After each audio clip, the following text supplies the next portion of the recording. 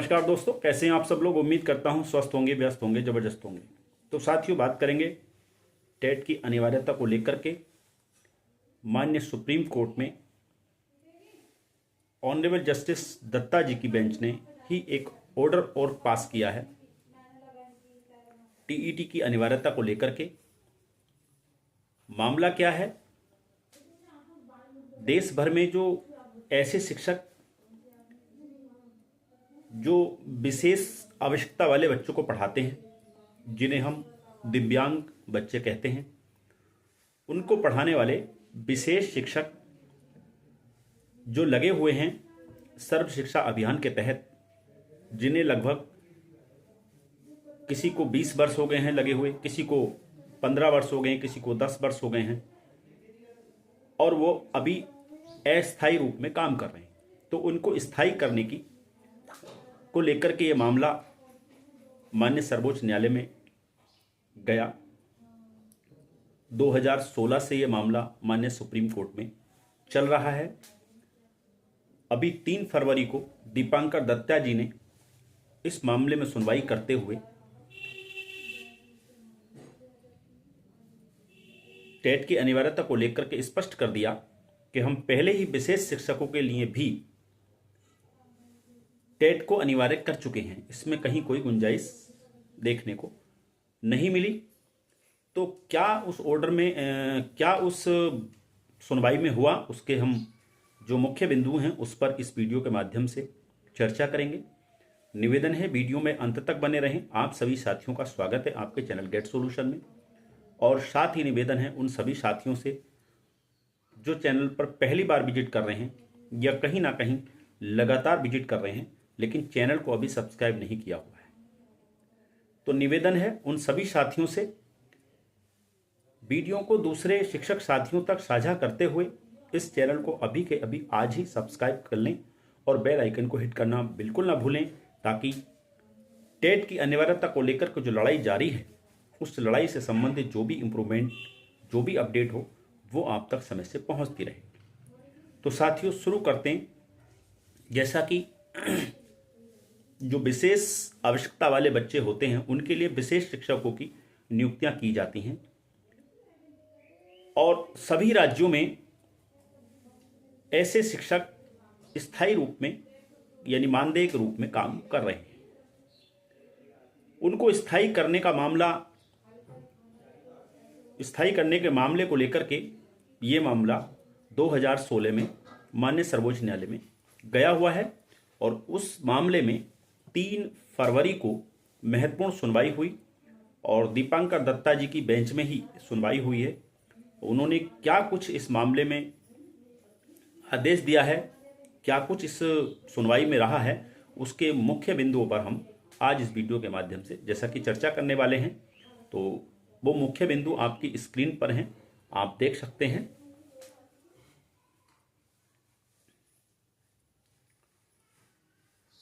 अगर writ petition की बात हम करें तो रिट पिटीशन सिविल संख्या 132/2016 है, और इस मामले की सुनवाई जो है कोर्ट नंबर 8 में दीपांकर दत्ता जी, न्यायमूर्ति दीपांकर दत्ता जी और न्यायमूर्ति सतीश चंद्र शर्मा की पीठ द्वारा की गई।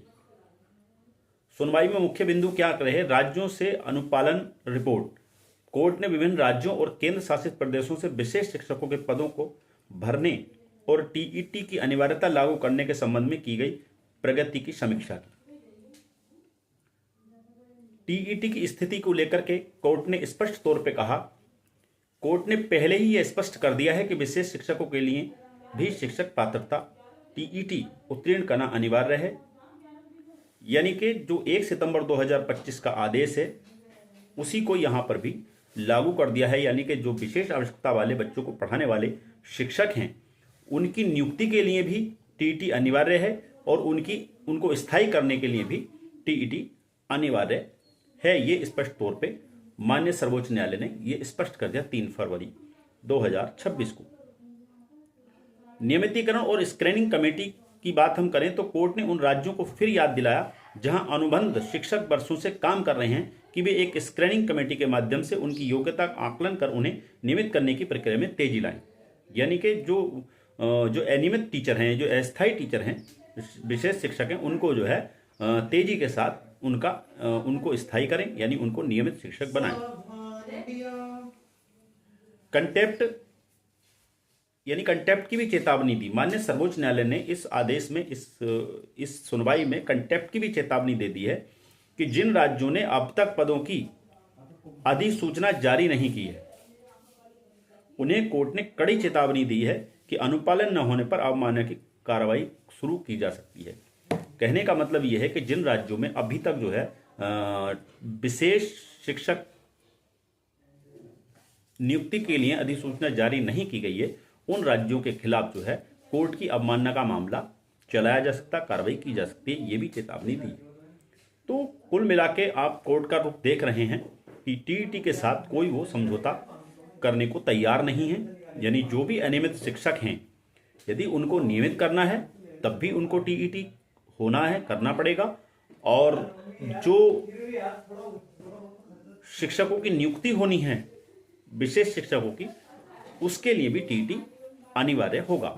ये दो चीजें स्पष्ट कर दी। जिन शिक्षकों के पास टीईटी नहीं है उनको 2 साल में टीईटी करना होगा, तब उनको स्थायी किया जाएगा।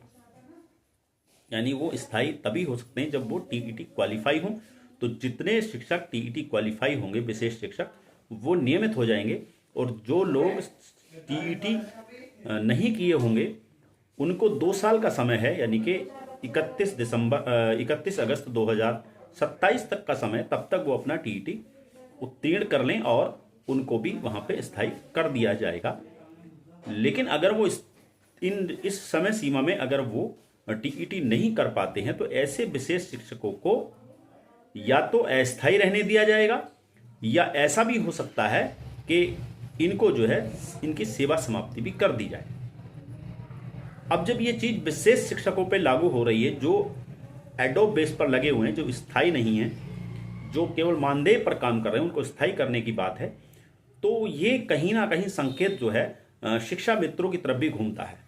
ये सुई कभी ना कभी शिक्षा मित्रों की तरफ भी घूमेगी कि बिना टीईटी के आने वाले समय में ये भी एक संकेत है कि जो हमारे देश में जो हमारे अलग अलग राज्यों में शिक्षा मित्र हैं, चाहे उन्हें अलग अलग राज्यों में अलग अलग नाम दिया जाता हो उस पद को, तो उनके आगे भी ये अपने आप में संकट एक है कि टीईटी अगर उनको भी करना पड़ सकता है, ये आप मान के चलो, क्योंकि आने वाले समय में जो शिक्षा मित्र हैं उनको भी सेवा में बने रहने के लिए टीईटी का ये एक संकेत है, आप समझ लीजिए। तो कुल मिला के बात यही है कि टीईटी पर जो है आप देख रहे हैं माननीय सर्वोच्च न्यायालय का जो रुख है वो अपने आप में जो है एक सख्त रुख है। टीईटी के साथ वो समझौता कहीं से कहीं तक करने को अभी तैयार नहीं है। तो ऐसे में शिक्षकों के जो हमारे टीईटी से पीड़ित शिक्षक हैं उनके लिए भी ये अपने आप में एक परेशानी का सबब है, चिंता का विषय है कि जो हमारे माननीय न्यायमूर्ति दीपांकर दत्ता जी हैं, उनका जो रवैया है टीईटी को लेकर, वो आप देख रहे हैं किस तरीके से है। और हालांकि वो पहले भी कह चुके हैं, त्रिपुरा वाले मामले में उन्होंने स्पष्ट तौर पे कहा था कि हमने को अपने ऑर्डर में कुछ नहीं किया है। हमने ऑर्डर में अपने जो 2017 का अमेंडमेंट है, जो राजपत्र है 2017 का केंद्र सरकार का, उस जो अमेंडमेंट किया है केंद्र सरकार ने, उसको ही हमने जो है डिफाइन किया है, उसी की व्याख्या की है अपने ऑर्डर में, और उसी को आधार मानते हुए हमने जो है देश भर के इन सर्विस टीचर्स के लिए जो है टीईटी को अनिवार्य किया है। तो कहीं से कहीं तक आप मान के चलो, जो निर्णय ऑनरेबल जस्टिस दत्ता जी ने दिया है वो अगर देखा जाए तो जो तथ्य हैं उनके आधार पे उन्होंने ऑर्डर दिया है। कहीं से कहीं तक उस ऑर्डर को हम गलत नहीं मान सकते। अब ये अलग बात है कि उस समय एनसीटी ने अगर अपनी ठीक से उसकी व्याख्या की होती या वहाँ पर कुछ आर्गूमेंट किया होता तो जाहिर सी बात है वहाँ पे कुछ चीज़ें बदल सकती थी। लेकिन अभी मामला आप देख रहे हैं कि अब माननीय सुप्रीम कोर्ट में जो मामला है रिव्यू में है, और रिव्यू की जब सुनवाइयाँ होंगी तब चीज़ें स्थिति क्लियर होंगी। लेकिन मेन महत्वपूर्ण जो मामला है वो यही है कि इसमें जो केंद्र सरकार का बहुत बड़ा रोल है, और केंद्र सरकार ने अभी तक चुप्पी नहीं तोड़ी है। अभी उसने स्पष्ट कोई दिशा निर्देश कहें या कोई भी रुख नहीं प्रदर्शित किया है कि जिससे ये समझ में आता हो कि आखिर केंद्र सरकार करना क्या चाहती है। तो साथियों, ये कुछ अपडेट थी टेट मैटर को लेकर के, कोर्ट से संबंधित, सुप्रीम कोर्ट से संबंधित, जिसको लेकर के आपके बीच उपस्थित रहा। आगे भी अगर कोई इस तरह की अपडेट होगी, कोई भी इम्प्रूवमेंट होगा, उसको लेकर के फिर आपके बीच उपस्थित रहूँगा। तब तक के लिए साथियों, नमस्कार, धन्यवाद। आपका दिन बहुत बहुत शुभ हो।